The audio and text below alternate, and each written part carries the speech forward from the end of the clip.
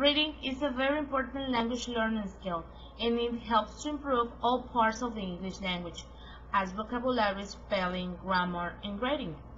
Some statements from important theorists about reading are: Grinnell and Swan state that effective reading means being able to read accurately and efficiently and to be able to understand as much of a passage as you need in order to achieve your purpose.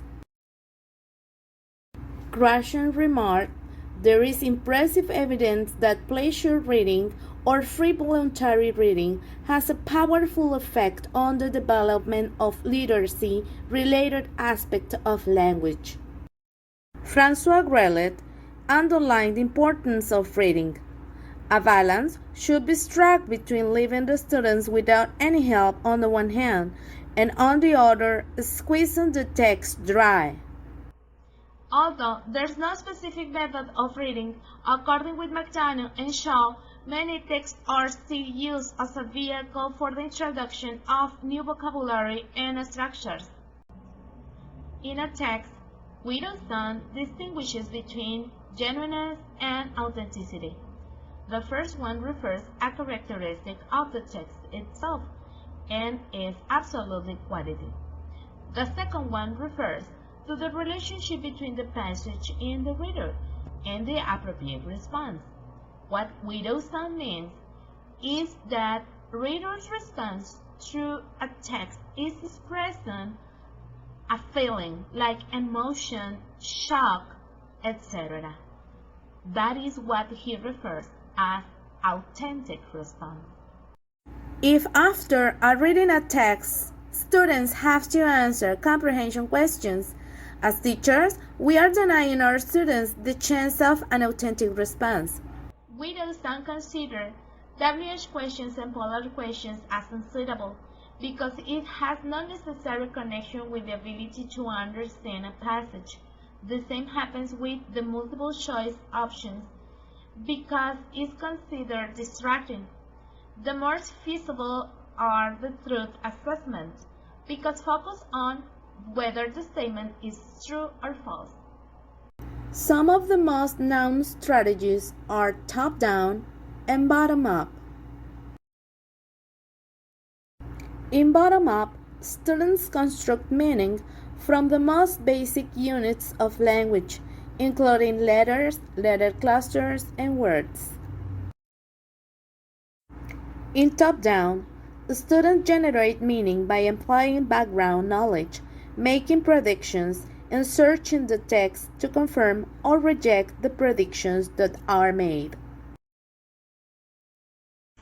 Hi, this is Rose, and I'm going to show you my reading lesson plan that is directed to 6th graders. As you can see on your screen, I have some features of my lesson plan that currently we have on our curricula in public elementary school and public primary school. For example, we have learning environment, communicative activities, social practice of the language, and achievements. Here in achievements, the objective of this lesson is that students be able to distinguish plot, conflict, body, and ending, differentiate and rate main and supporting characters, and recognize the setting of the tale. Vocabulary, I have these words: body, plot, ending, main characters, supporting characters, and setting. So the intention is that my students figure out through the lesson the meaning of these words. Here in the sequence of the activities, I have the following. Draw a tree on the board, elicit items which grow on trees, and grade words on each of the branches.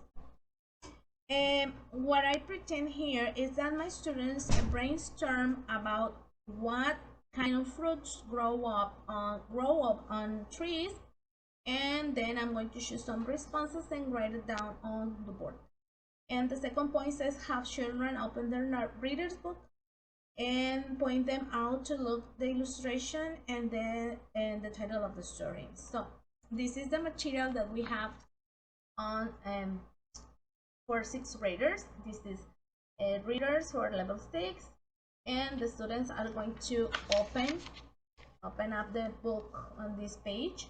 They are going to see the illustration and the title of the story. So immediately they are going to link the illustration with the drawing I made on the board, and they are going to start to think on what is the story about.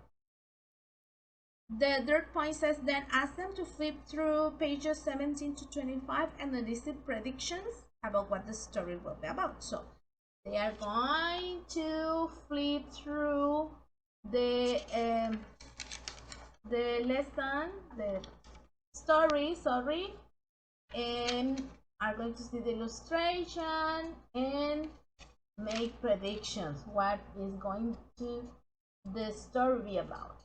Yeah. Okay. The second part says, draw my map on the board and write opening, plot, conflict, and ending. Explain it each. So I'm going to write down on the board these aspects and I'm going to explain each. Ask children to open their readers at the beginning of the tale and ask to follow along the reading.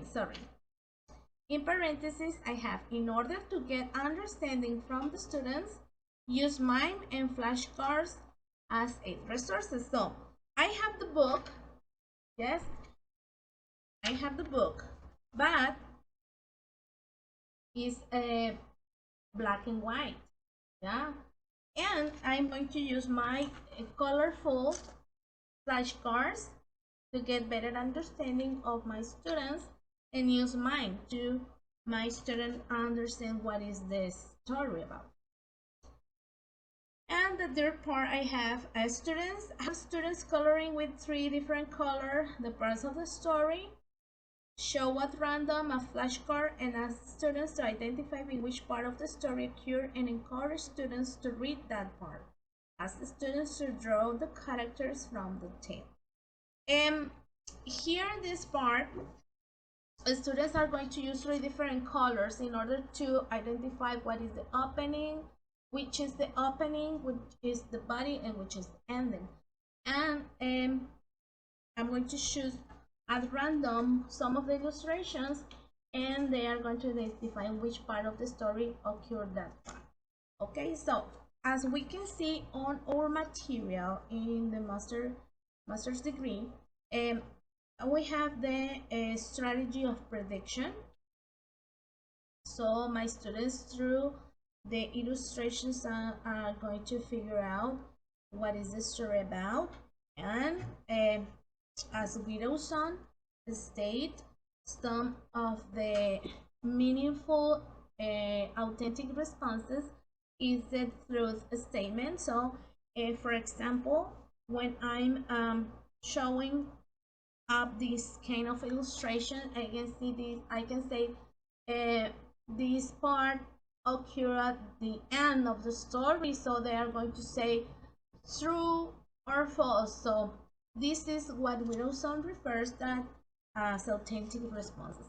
So this is my lesson about reading, and I hope you like it. Thank you.